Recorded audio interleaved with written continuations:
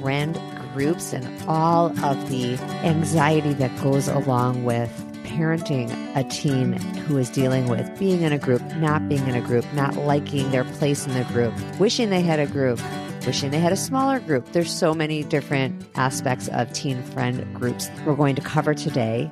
Welcome to Dear Nina, conversations about friendship, usually about adult friendships. I cover teen friendships sometimes, and teen friendships do affect our adult friendships with other parents. That's a topic also, how involved to get in all of the ups and downs of our kids' friendships and what happens when you're friends with the other parents and then the kids aren't friends anymore. I'm thrilled to have an expert on this topic. I spoke to Dr. Lisa Damour when her book, The Emotional Lives of Teenagers, came out. Her paperback is out, so I wanted to replay that episode, the nuggets that really stayed with me and have helped me since I put that episode out. I've heard from others that it helped them. I also got to hear Dr. Lisa on Armchair Expert with Dax Shepard and Monica. It was really cool to hear that interview. First of all, I love that I had Dr. Lisa first. Let's just have a moment of that. I also think I might have had Gretchen Rubin on before she was on Armchair Expert.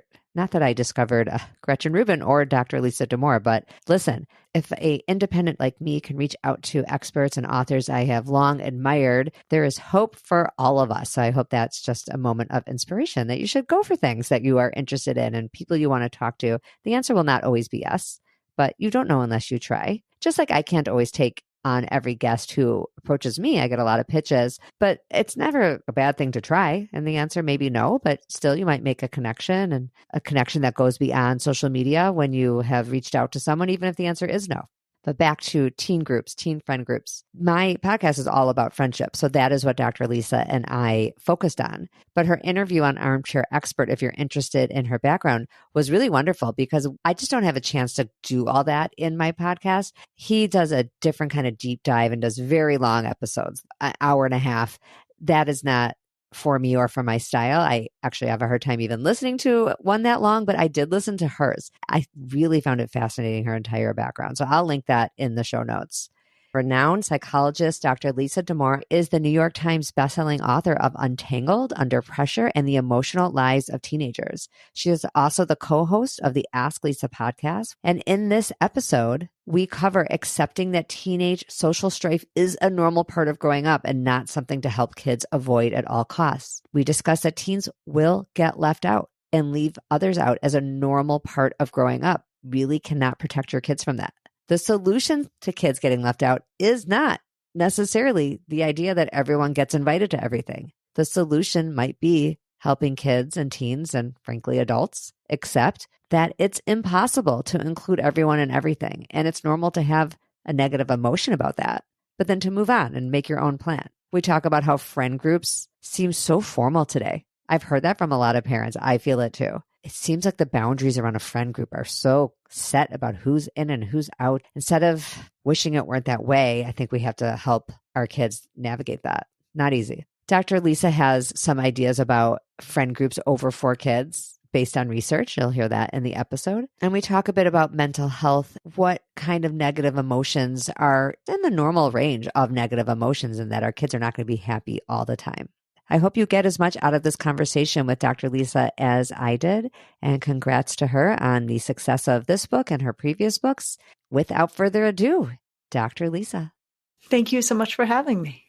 I love your podcast with your friend Rena. Before we really get into the teen stuff, I just want to tell you, you both have such pleasing voices. It's just a great podcast and so practical. Thank you. We really do try to just meet parents where they are and answer the questions that are top of mind. And you both live in Cleveland? I live in the suburbs of Cleveland. She lives in Connecticut. Okay, so it's a long distance friendship. Yeah, but it works. I'd love for you to help listeners understand the context for your newest book. What have you been noticing about the way adults approach teen distress nowadays that made you want to write this particular book? So the big issue that we're struggling with as a culture, and that then trickles down into parenting and into raising teenagers, is that in our culture, mental health has come to be equated with feeling good or relaxed or happy, feeling comfortable with oneself. And these are all wonderful things, but they're not actually what mental health is. What I wanted to bring across in the book was the idea that comes from, I'm a psychologist, how we think about things on the academic and clinical side, that being mentally healthy is about having feelings that fit the circumstance and then managing those feelings well, even if those are negative emotions. So that was the main driver behind writing this book, is that I wanted to give parents a framework for allowing negative emotions back in, not feeling so frightened of negative emotions in teenagers, understanding that they often are evidence of mental health. If something goes wrong and a kid's upset, that's actually a good sign that they're having a feeling that fits the circumstance. And I think that it's a lot easier to do that as a parent if you also feel like you've got a great repertoire for helping the kid manage those emotions. And so the book is some about, how do we make sense of distress? How do we know when it's typical and expectable and growth giving and healthy? And how do we know when it's not? And how do we help kids through it? It's so helpful. And there's a lot of strategies in the book. So I really encourage parents of teenagers to buy it. There was a line in here in the book. I underlined many lines, but I just want to read one that really just echoes everything you said and I said in the intro, which is, this book will ditch the dangerous view that adolescents are mentally healthy only when they can sustain a sense of feeling good. Yep. That's just a beautiful summary and something we need help with. That unhappiness and strife is necessary for growth.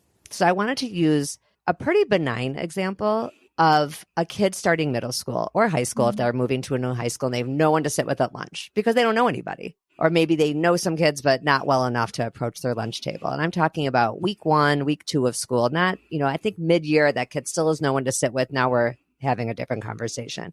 But just this kind of what I call benign strife. How much does a parent get involved in giving advice or even calling the school? Like what do you have parents do? Well, the first question is, how stressed is the kid about it? We got to start there all the time. Because if it's not a problem for the kid, it can't be a problem for you. You might be worried about it. But if the kid's like, I don't know, I'll figure it out or I'll sit on my own, and they really genuinely seem to be really ready to take that in stride, we have to be okay with that. Now, if the kid's like, I'm freaking out, I'm not sure who I'm going to sit with, I don't know what's going to happen, then I think we can brainstorm with them. What ideas do you have about how to tackle this? We can also play worst case scenario, right? Which is, okay, so say you get to lunch and there's no one to sit with. What's the plan? Do you know how to take a quick exit to the library? What are you going to do? As miserable as it is to have worries about where one is going to sit at lunch or if one's going to have company at lunch, this is well within the range of typical and expectable challenges that come with being a growing person in the world. And what our kids need from us more than anything is a vote of confidence that they're going to find their way through it, or that they can garner the resources, they can summon the resources to find their way through it. If we, with all of our middle-aged experience, treat this as though it is a crisis, that actually is more frightening to our kid than anything else. It's so wise. Exactly. They need to be treated like, yeah, they got this. They can do this with some strategies. It's interesting. One of the phrases I picked up, we have the Peloton app. We don't have any of the machinery, but we have the app. It's like a really wonderfully inexpensive option. And there's a great strength trainer, Andy, who I love. And he says, this should be uncomfortable. It shouldn't be unmanageable. Oh, that's good. It's brilliant. And so he's talking about weightlifting, but I'm like, oh, this is how we should think about parenting, right? Uncomfortable and unmanageable are not the same thing. So walking into a lunchroom and not knowing who one's going to sit with is uncomfortable, no question. The question is this unmanageable for your child? If it is, what can be done to help them manage it? Or what else needs to happen so that they're not in a position that feels untenable for them? A place I see parents get really involved, and even if it's not involved in doing anything about it, it's involved in chatting about it amongst adults, is another scenario that has come to me from listeners. And I've seen it in my own life too, with all these teens around here, which is, let's say your teen is part of a homecoming group or a prom group, or it could be a Halloween party. This goes on all year long. And it doesn't include everyone that you as the parent are friendly with, if that makes sense, if you're following. So, because a lot of times in a smaller community, or really any size community, in a school community, other parents, your kids may be close, maybe aren't as close anymore. They kind of ebb and flow in their closeness. And so for this homecoming outing, this Halloween outing, this prom outing, it does not include everybody. These groups usually get big. They could be, guys and girls, and could be 30 kids, and that seems like, wow, 30 kids, it should have everyone. But maybe there's really 40 to 50 kids, if we're talking all kinds of kids, that do hang out sometimes in different forms. This particular group doesn't include them all. As a parent, I know I feel this way. I immediately guard is up. Somebody's getting left out. And even if it's not my kid, find myself, and I know my listeners do too, on edge, because we're like, okay, now my kid's doing the exclusive thing. My kid's doing the leaving out. How involved do we get? Well, what's interesting is what you're describing is by the structure of this, there's already a very high level of parent involvement in adolescent relationships in the friendship groups. And just for compare and contrast, my mom had no contact with the parents of my friends. And I was so glad. That would have struck me as so strange, right? That, she had a social life, but it had nothing to do with my social life. Same. Now, this is different. We're into a generational shift. There's much more kind of overlap in terms of the social circles that the adults have and that kids have. This tends to work better when kids are younger, when parents have more engineering capacity and kids have less very, very strong opinions about who they want to hang out with. What I would say is, by the time kids are teenagers, very strong opinions and forces take over in terms of who they want to hang out with and who they don't. We were the same way, right? I mean, do you remember as a teenager, like if your parent would be like, oh, so-and-so is coming over and they're bringing their kid and I'm sure you'll get along. You'd be like, I'd rather eat ground glass, right? I haven't even met the kid, but I don't want anything to do with this, right? So this is natural to adolescents, that they're trying to find their way and figure out who they're hanging with and figure out the kind of the currents and the vicissitudes of that. Complicated enough as they try to sort it out for themselves. The parents having skin in this game just adds another layer of complexity to it. So what are we supposed to do? One thing I would say is if you are going to have an overlapping situation where the adults you're friends with are the parents of kids that your kid is in a social group with, the more that the adults can come to an agreement that what happens among the kids does not actually mean anything in terms of what happens among the adults, the better. This is easier said than done, but you really want to have these operate independently. The other thing I will say is there's real value in not having overlap if you can help it. The only reason I knew to do this is because I've been a practicing psychologist for so long, but I have, a daughter who's 19 and a daughter who's 12. With my older daughter, there are girls she is friends with whose parents I think are fantastic, and I've gone out of my way to not have them in my social circle. Because I'm like, what if our daughters decide they don't like each other anymore? Like, it will just be weird. So I may, now that she's well into college, I may, that I can entertain the possibility of being friends with those parents. But I think there's a lot of people to be friends with. And if you have the degrees of freedom to keep your social life separate from your kid's social life, I think there's real value in it. Yeah. And I feel personally, I've been on all sides of this when I've seen my kids and kids of my friends excluded. I've seen my kids being the one making those decisions. And I totally agree. You cannot, at a certain point, keep telling the kids who they're going to hang out with. And, kids make mistakes. One thing I think that's troublesome is the way the adults are kind of involved in the teen friendships, not even if they're pulling any strings or doing anything or micromanaging it anymore. It's just the level of knowledge we have. I agree. My mom only knew what I told her.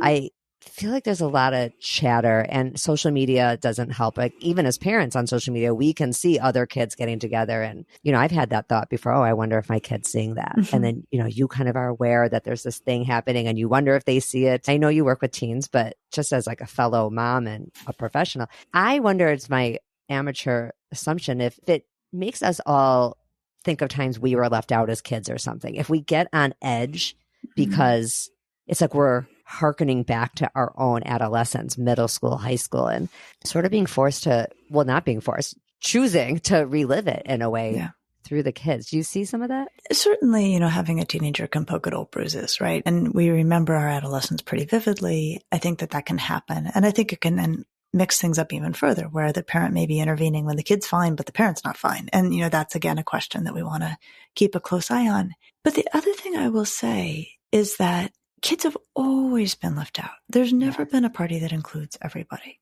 And your kid is always leaving people out, right? Because you are not inviting everybody in the whole universe to whatever is happening. What is really lousy these days is everybody knows what they're being left out of. Everybody has real-time visual evidence of where they are not included. I think one way we can be really helpful to young people is to empathize with that being the state of affairs, to not try to make sure they're invited to everything or make sure everyone's invited to everything. That's an impossible aim.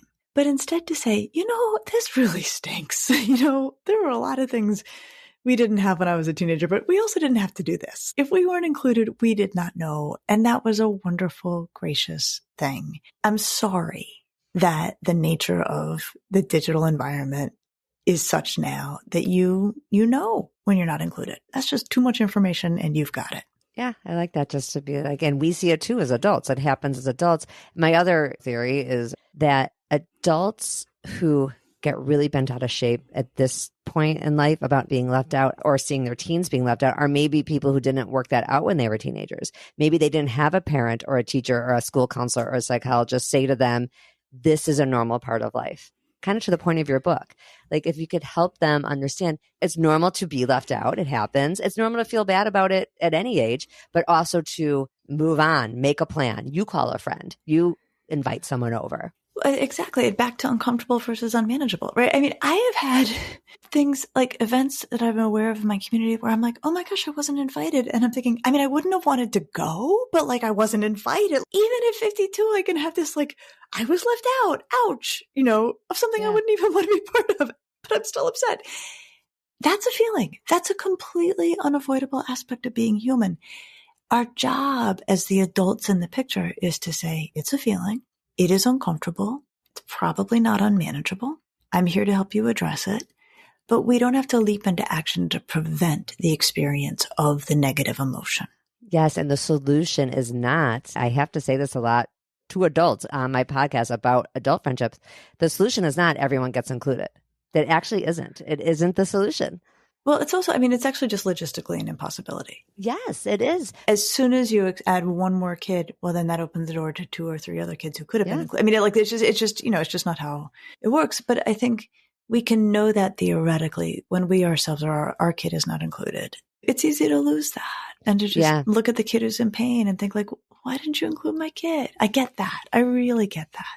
It does. It feels bad. And then I try to remind people, you know how you like sometimes to get together with 1 or 2 people? You have to extend that same grace to other people. Like we struggle, I think, sometimes as human. It's just human nature to extend the same grace to the next person. Like we give ourselves a lot of breaks. We're like, oh, we just wanted it to be a small group, but those people were rude and exclusive. Yeah, that's it. We got to think about it that way. Exactly. The last major topic I want to talk about with you, because it comes up a lot these days. I had a group of friends in high school. I don't feel like it was formalized. The groups now seem so formal. Like it's almost practically like an official initiation in a lot of different communities. I hear from people all around the country, I really do, and they are all echoing the same thing about their teens friend group. And there was a friend group and then their kid is dropped from the friend group. And how did the kid know they're dropped? Usually there's a new text thread on Snapchat or maybe on some other app without this kid now. And that's kind of how the kid knows. Oh, there's been all these things. It's similar to the previous topic about being left out of an event, but now we're talking an official, you are not invited anymore ever. Yep. What do you do to help kids through this? Yeah. It's interesting, Nina. The term friend group or friendship group hasn't always been one that I heard kids using as much as they use it now. It seems much more kind of crystallized, like you say, as like a thing. Like, this is my friend group. This predates the pandemic. I remember kids talking about it. I would say it's probably been made more intense and brittle by the pandemic. One thing I can say without question about the pandemic is that it made kids a lot more anxious about who their friends were and who they were hanging out with and who they were going to call their group. And it's also made kids, honestly, quite a bit harsher with one another, less graceful in their handling of conflict, less generous in their assessments of one another.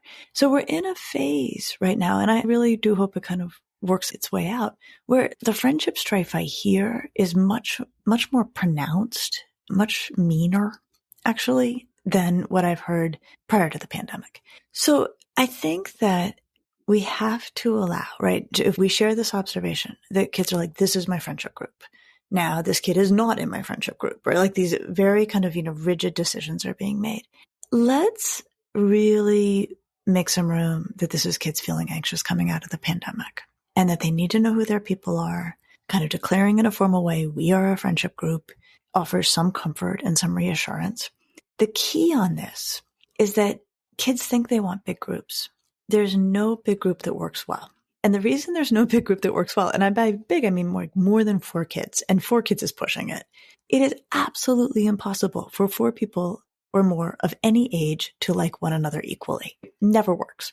And so these poor kids are kind of stuck in this dynamic where I think out of fears post-pandemic, basic insecurities of being a teenager and wanting to make sure you've got people to do things with, they coalesce into groups that may have 5 or 6 or 7 or even bigger than that.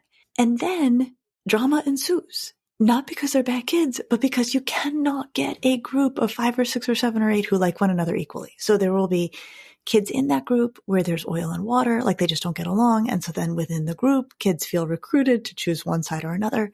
There will be subgroups within that group. If you've got 8 kids, there's going to be 3 who really want to hang together. So occasionally they will. And then of course, sometimes they will put it up online and then everybody sees it and it feels really lousy. But of course, not all 8 are going to want to hang out together all the time. What's the solution here? Here is the solution.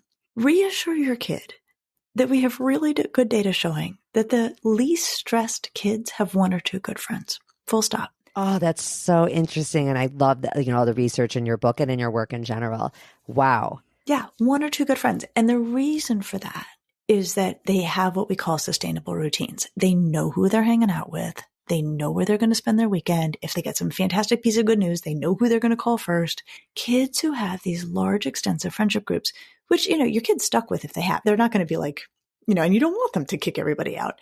They have the additional stressor of they can't include everyone all the time. If you get a piece of information, who do you call first? And then how does the person who heard you told the other person first feel? I mean, it gets all very complicated very, very fast. So this is a long way of saying popularity is not that great. It means you got a big social network, but that doesn't mean you have an easy social network.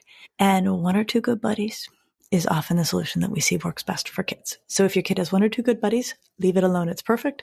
If your kid has a large pet friendship group, do not assume that anyone is going out of their way to cause trouble. It is the nature of those larger groups. So many good nuggets here. We'll end with you just anything else that you would want my audience to know about teen friendships and how to be okay as a parent with your kid having strife in their friendships. How to be okay as the adult. Well, I'll see you and I'll raise you, actually. And this is going to sound like a strange way to say it back, but how to make the most of the fact that your kid is going to have strife in their friendships. So here's what we have to start with as a shared assumption. Kids are going to run into conflict with their peers and their friends. They are not all going to get along all the time. That's actually an impossible thing. The goal is not the prevention of conflict. The goal is that kids learn how to handle conflict well. And this is something I unpack in a lot of detail in Under Pressure, the book that preceded The Emotional Lives of Teenagers. But the summary on this is that the way I like to teach it to teenagers is that there's 3 kinds of healthy conflict and 3 kinds of unhealthy conflict. The unhealthy conflict, kids recognize immediately. So it's being a bulldozer, running people over, being a doormat, letting yourself be run over, and most common, being a doormat with spikes, engaging in passive-aggressive behavior, which is so common. You can actually break it down into categories like using guilt as a weapon, playing the part of the victim, involving third parties, and what should really be between 2 people. Okay, we all have our impulses in that direction. We all may daydream about all the passive-aggressive stuff we want to do. Best not to act on that. If there's going to be a conflict, one healthy form is to act as a pillar. Be assertive is what that means. To stand up for yourself while being respectful of the other person. If you need to say something, you want to do it in a respectful way. And that's important. Another form of healthy conflict is what psychologists call emotional Aikido. So in Aikido, when somebody comes at you, the first thing you always do is dodge. You actually just let it go. You don't engage it because maybe they'll go bother somebody else or they'll be knocked off balance. There's no tactical advantage. So emotional Aikido is actually a tactical non-response. Like, that kid was being a jerk. I'm not going to interact with them. I'm not going to stand up for myself. It's not worth it for any variety of reasons, but I'm also not going to engage it. That is a form of a healthy decision, just to not engage. The third form, if you're really stuck, right? If a kid's really stuck between, I don't want to say something, I don't want to ignore it. A third form is, what's the kindest thing a human being could do in this moment? If I just looked at this from the lens of just sheer kindness, what would be the greatest act of kindness I could commit in this moment? No kid, no adult ever regrets that choice. So plan for conflict. embrace it when it comes. Use it as an object lesson. Here are all the unhealthy things that a kid would want to do in your shoes. Here are your healthy options. Let's play it out. What do you want to choose? Nothing from column A, anything you want from column B, right? I mean, it's a gift. So rather than being crouched in a defensive posture, like, I hope my kid's social life goes great, give that up. It's never going to happen anyway. Instead, be of the mind, okay, conflict's happening. This is my great grand opportunity to teach my kid how to handle conflict well. Yeah. And to have the confidence in the future, they can draw on that confidence that they got through it. I mean, if we rob them of the opportunity to say, hey, I can do this. I've done it. Therefore, I can do it again. You can't go into a healthy adult relationship that way with other adult friends. You can't. So we're going to help our kids do a good job and probably learn some stuff ourselves as adults that maybe we might have missed out on somehow. Some people do. Some people miss those opportunities when they're teenagers themselves. Lisa, thank you so much. I will have every place people can find you in the show notes. I've been sharing your work a lot on social media because I'm just crazy about it and really just honored to have you here. So thank you very much. Well, the honor is mine. Thank you for having me. And listeners, if you got something out of this episode, and I hope you did, please go ahead and say so on Apple Podcasts. It helps people who are looking for honest and nuanced conversations about friendship to find us. We're building such a thoughtful community here. I love the conversations that I'm having, not only with guests, but with listeners in our Facebook group, Dear Nina, the group, which you can just find by going into Facebook, going into the search, putting in Dear Nina, the group, and it will come up. It will ask you a question about how you found us, because I don't like to have spam or anything in there. I screen everybody who I let in. And by screen, I mean, it just asks how you found us. And if you say the podcast or the newsletter, which is at dearnina.substack.com, I'll let you in. There's nothing to it but that. Have a great week. I'll see you at the next episode. When our friendships are going well, we are happier all around. Bye.